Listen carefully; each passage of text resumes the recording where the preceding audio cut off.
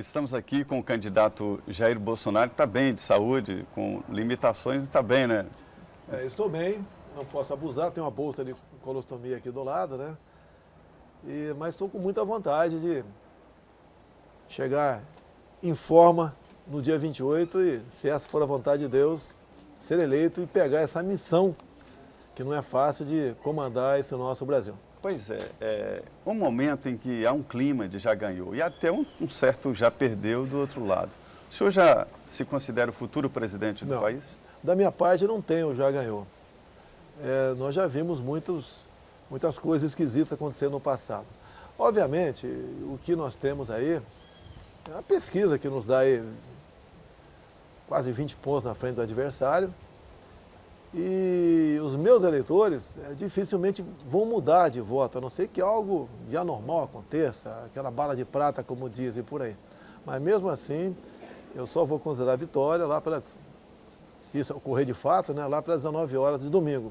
Até lá eu peço que quem votou em mim continue mobilizado, repita o voto e ganhe mais alguém para somar a essa possibilidade de realmente nós sermos vitoriosos no próximo domingo. O senhor não teme um terceiro turno em relação a essas mensagens, esse impulsionamento de mensagens na internet, se transformar em um terceiro turno nos tribunais, uma vez que o Partido dos Trabalhadores e o próprio PDT já entraram com ações na Justiça Eleitoral para tentar, inclusive, anular a eleição?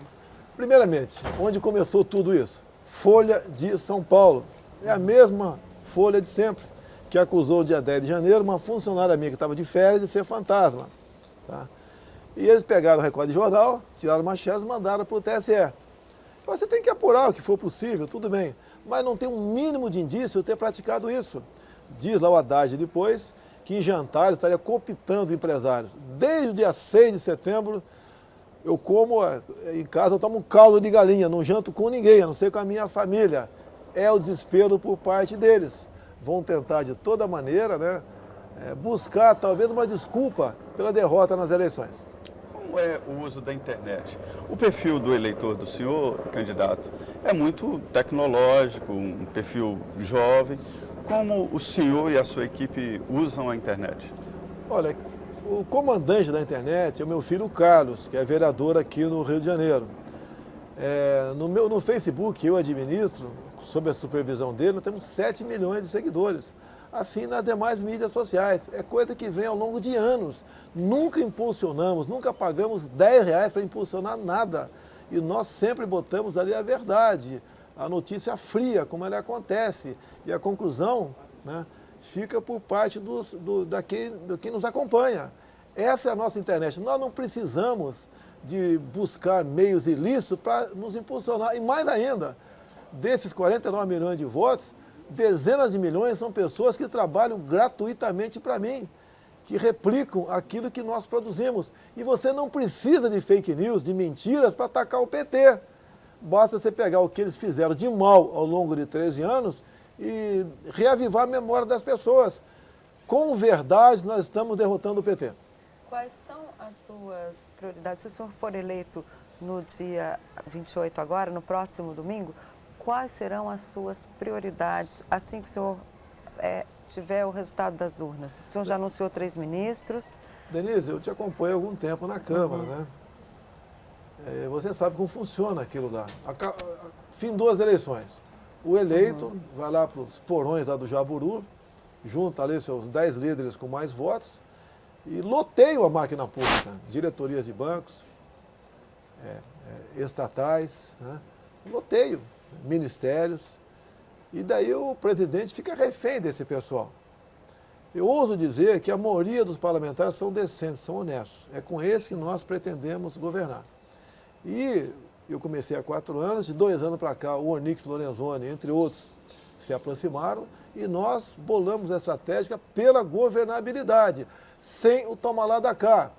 Eu quero muito conversar com o Sérgio Moro um dia, mas não em Curitiba. E assim são esses parlamentares que estão do nosso lado. Eu recebi visita de dezenas de parlamentares. A frente da agricultura esteve lá. Essa semana teve ali a frente católica, teve a frente evangélica. Recebi visita todo mundo. Ninguém me pediu nada. Então a governabilidade virá daí. Você pode ver, você fala as primeiras medidas, é você nomear o seu time que vai entrar em campo. O senhor vai, então, via bancadas temáticas ou via partidos Olha só, constituídos? Como é que o senhor pretende estabelecer uma relação? Aos aproximadamente 260 parlamentares aí do campo. Eu falei que a indicação do ministro será das entidades, dos produtores. A exigência é uma óbvia, né? É uma pessoa competente, é uma pessoa que seja patriota, que pense no seu país, que tenha autoridade e iniciativa. Você tem como botar para frente o Ministério da Agricultura. Temos problema lá no Senado, querem modificar a Lei Candir para cobrar ICMS dos commodities. Chega de impostos, a gente não aguenta mais. Por exemplo, estamos em via de anunciar o quarto, né? Eu não quero falar muito em ministro, porque gostaria de anunciar para valer depois das eleições, que agora pode ser que eu estaria assim já achando que o jogo está ganho. Não está ganho. Por exemplo, ciência e tecnologia. Hoje em dia o senhor Kassab. E quem eu pretendo botar no lugar dele se for presidente? Um tenente-coronel da aeronáutica, o Marcos Pontes, que é o astronauta. É um homem que tem uma visão enorme de pesquisas, de startups, de fazer com que não só a garotada, bem como as empresas realmente entrem nessa quarta revolução industrial que temos aí pela frente. Não podemos continuar parados. Ele vai interferir com toda certeza para a busca de uma patente. Eu acho que leva 10 anos no Brasil uma patente. Quando você consegue, que aquilo já está ultrapassado, vão mexer no NPI, vão botar essas instituições todas para funcionar. Então esse é o espírito. A mesma coisa, Ministério da Defesa. Tem que ter um oficial general de 4 estrelas lá. Está aberto ao general Augusto Heleno, ou quem ele sugerir, sem problema nenhum. Então vamos ter um ministro da Defesa realmente competente, que entenda o assunto. Itamaraty, alguém do Itamaraty, que obviamente não conduza as negociações aqui no Brasil pelo viés ideológico, como tivemos Celso Amorim no passado. Quando Evo Morales expropriou a nossa refinaria, ele declarou que o Brasil estava tendo um comportamento imperialista, e o Evo Morales estava no caminho certo. Nós queremos alguém lá que faça comércio com o mundo todo, ajude no comércio com o mundo todo, sem o viés ideológico. Casa Civil, tem que ser um parlamentar, não podemos fugir disso aí. Quem será no que depender de mim? Onyx Lorenzoni, que tem uma influência muito grande, sabe conversar com parlamentares, e assim ao preenchimento dos demais ministérios. E com essas qualidades do ministro, ele tem como buscar soluções para aquela área específica. Candidato, muito se fala de uma forma muito insistente, e através de pesquisas, sobre dúvidas com relação à democracia. Qual é o valor do senhor sobre isso? O senhor acha que está, de alguma forma, em risco, em dúvida, a democracia no Brasil? Eu acho que estaria em risco se o PT continuar. Você vê, eles estão mudando agora o seu programa de governo. Lá estava escrito controle social da mídia. Se você pega, por exemplo, documentos do PT, como, por exemplo, a análise da conjuntura de 2016 e o caderno de tese do PT de 2015 na Bahia, você vê coisa ali que você cai para trás. No próprio site do PT, estava lá apoio ao regime venezuelano. A vice do Haddad, do PCdoB, o seu partido, tem vínculos com a Coreia do Norte, Kim Jong-un. O risco que nós corremos é com o outro lado. Nós aqui não aparelhamos, até porque não teria como também, né? Não aparelhamos nenhuma instituição. Do outro lado está quase tudo aparelhado. O próprio Ministério da Educação, quem assumir, vai ter dificuldade. Está aparelhado. Tá? Nós não formamos, em parte, né, bons profissionais, patrões, empregados, liberais, para o futuro estão formando militantes. Se você tomar conhecimento, o que se produz em 2.000 escolas rurais, dita do sem terrinha, do MST, isso cai para trás. São 200.000 crianças, são doutrinadas o tempo todo para serem guerrilheiras. Então nós queremos mudar tudo isso aí, começar mudando tudo isso aí. Não tem uma primeira medida, são várias medidas que você tem que tomar. Há 2 anos, quando eu falei que sem segurança não existia economia, apanhei da mídia.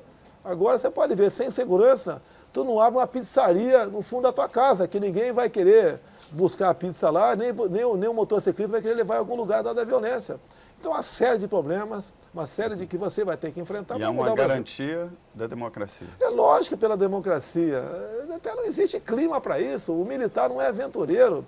A questão de 64 pode discutir com vocês, sem problema nenhum. E quem garante a democracia de um país são as suas Forças Armadas.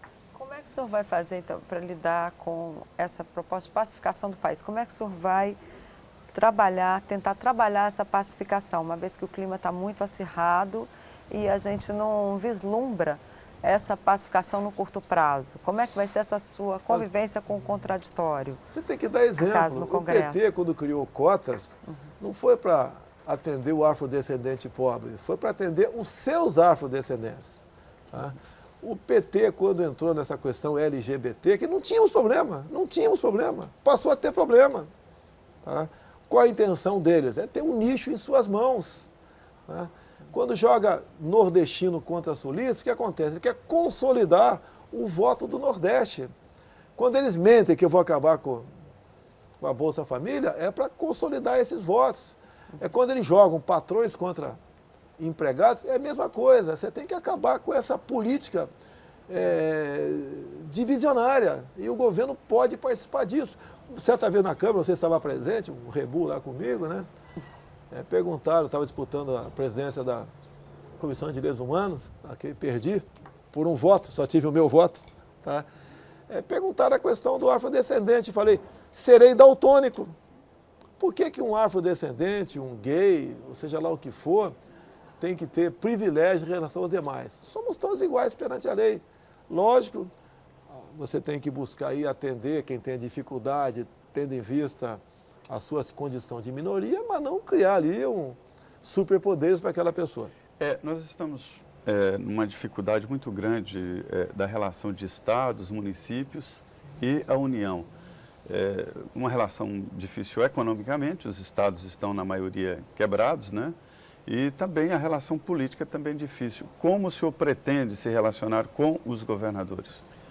Olha, nós não podemos prejudicar, por exemplo, o povo do Maranhão, porque o governador é do PCdoB.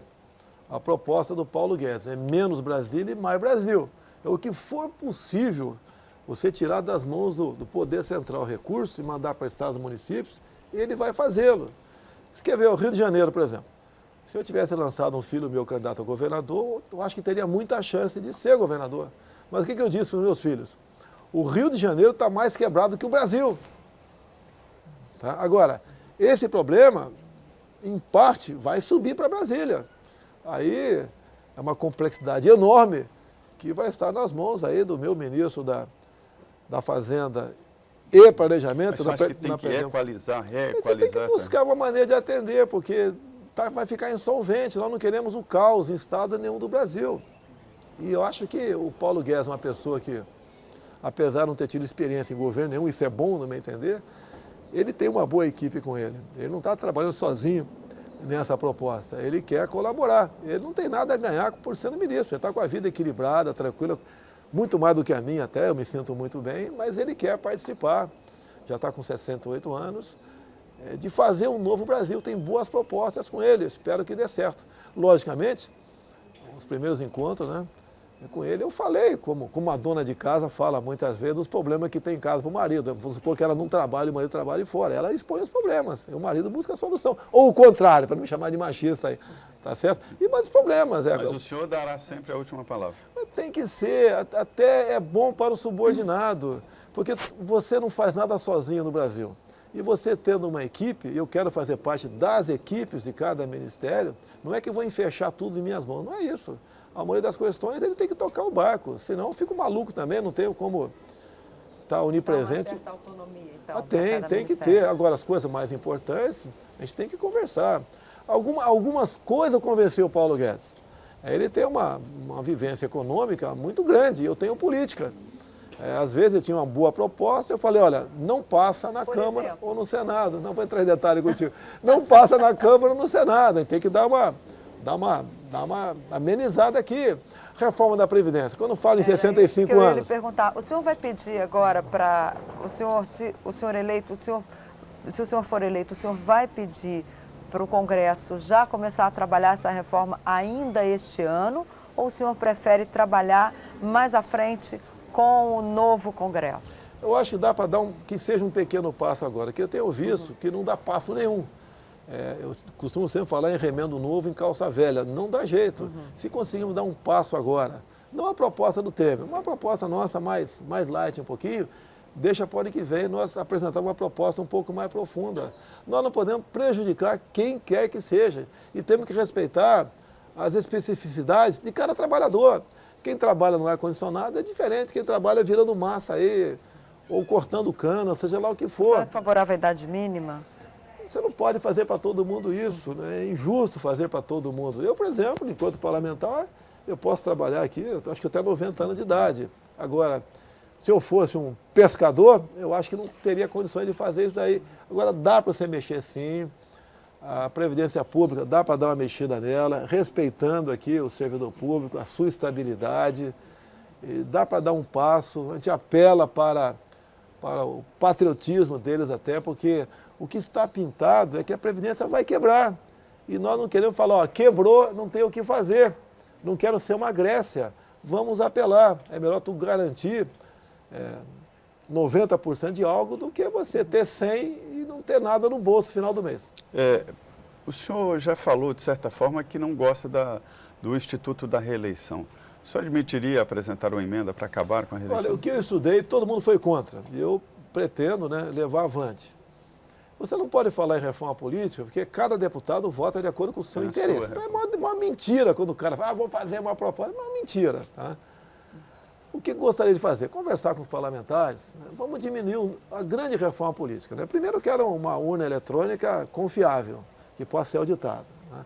E a outra, se nós diminuirmos que seja aí 20% o número de parlamentares, eu boto na balança o fim da reeleição. A minha reeleição, inclusive. Se o parlamento topar, eu acho que é um grande retorno que está dando para a sociedade. Porque até com o número, tanto quanto exagerado, 513, se perde a noção de responsabilidade. Eu costumo falar, no quartel jogava aquela bola militar, pegava uma bateria de artilharia de um lado, outra bateria de outro, e seria 50 contra 50. Então, se tem 10 morcegando, ninguém percebe. Ou tem 30, ninguém percebe. E lá na Câmara nós queremos a participação ativa de todos os parlamentares. Diminuindo o número deles, a Câmara economiza, fica mais enxuta, dá um tremendo exemplo de fato e verdadeiro que nós queremos fazer uma reforma política. Mas isso não prejudica a representatividade, uma vez que a representação da população, uma vez que tem estados que querem inclusive aumentar o número de parlamentares? Olha só, a quantidade muitas vezes não representa tudo isso aí. Então a gente começa o seguinte, a menor bancada são 8 deputados, passa para 7. A maior são 70, São Paulo, passaria para 60. E faz uma interpolação aí, passa para uns 380, 400 deputados, já é uma grande sinalização que estamos dando para a sociedade. Mas não é contraditório, no momento que o senhor pede para reduzir o número de parlamentares, o senhor já falou em aumentar o número de ministros do Supremo Tribunal Federal? Não, como é que fica? Olha só, foi uma proposta que surgiu, depois tiramos aí do radar. Essa já está fora, então. Até porque a grande reclamação é que o Supremo teria uma posição quase que uniforme para um lado, você combateria isso dessa forma. Você pode ver, a senhora Raquel Dodge falou alguma coisa aí sobre recondução dela. Tá? Se eu for presidente, o que eu respondi? Olha, eu quero ter alguém no Ministério Público, já que eu vou indicar, que respeite o artigo 53 da Constituição, que para mim nunca valeu. Todos os meus processos, basicamente, foram por opiniões e palavras. Inclusive, o último processo que o MP mandou para o Congresso, eu falei, se eu for presidente, não teremos mais 1 centímetro quadrado demarcado de terra para terra indígena. Já temos, hoje em dia, uma área maior que a região sudeste. Temos muita coisa de reserva indígena. Tem reserva indígena que foi demarcada por pressão de fora para atender interesses internacionais. Fui processado por causa disso. Quando se fala, até 2001, Denise, os deputados e senadores são invioláveis por suas palavras, opiniões e votos. Depois o pessoal botou quaisquer, para que não haja dúvida. Eu posso falar a maior besteira do mundo. Você pode reclamar, etc. Não vota mais em mim. Agora, não podemos ter um Ministério Público que não respeite isso aí. Tá? E eu sou o tempo todo, exagerou, extrapolou. Não pode acontecer. Então, quero alguém do MP, não é nem de direita nem de esquerda. Alguém que, logicamente, você não pode se falar em política, né? Filiação político partidária, etc. Mas alguém que respeite a Constituição. Candidato, o setor de segurança é um setor considerado muito importante, segundo as suas últimas palavras, e aqui o senhor defendeu a segurança como princípio, né? Mas qual é a estratégia? Como o senhor já falou em outras oportunidades sobre o excludente de ilicitude, qual é a sua estratégia para a segurança? Olha, primeiro o excludente de ilicitude não é da minha cabeça, eu vejo isso nos no, Estados americanos. Não, já existe no Brasil, no aqui Código você fala em Penal. auto e resistência, mas o auto e resistência você sofre uma investigação e de acordo com o humor, os humores das pessoas que estão analisando o fato, muito facilmente se transforma a auto-resistência em execução. Até busca auto-resistência 10 anos atrás. É comum acontecer. Você não pode deixar os nossos policiais civis e militares entregue à própria sorte. Vão pagar advogado com o próprio bolso, porque numa operação morreram 8 lá de lá, alguns estão com 6, 7 ou 10 tiros no corpo.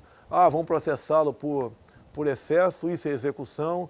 Começa a analisar se o projetil pegou de perto ou de longe. Poxa, não é dessa forma, não é dessa forma. O Estado tem que ser responsabilidade. Você vê uma coisa que eu reclamo muito? Você sabe que é um militar que presta serviço militar obrigatório, o recruta. Você sabe que ele pode engajar e reengajar até completar 8 anos de serviço. Nas ruas, nessa operação, nessa intervenção federal que tem aqui, que eu chamo de intervenção política, tem muito garoto com 21 anos de idade que está engajado. É um cara que torce para o seu Flamengo, para o seu Vasco, o seu Botafogo, tem sua namorada, faz seus planos, vou para a praia domingo, vou para a festa não sei de quem, nas minhas horas de folga, e vou ser paraquedista ou não, estou servindo o Exército Brasileiro. O Estado bota um fuzil 762 no peito dele, com um carregador de 20, mais um na câmara, e mais meia dúzia de carregadores de 20. Entrou em confronto.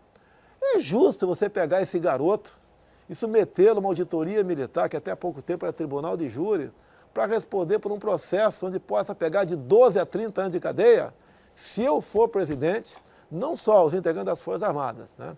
Agora não depende muito de mim, mas eu vou fazer o possível para que as polícias do Brasil trabalhem para que tenham o excludente de ilicitude também.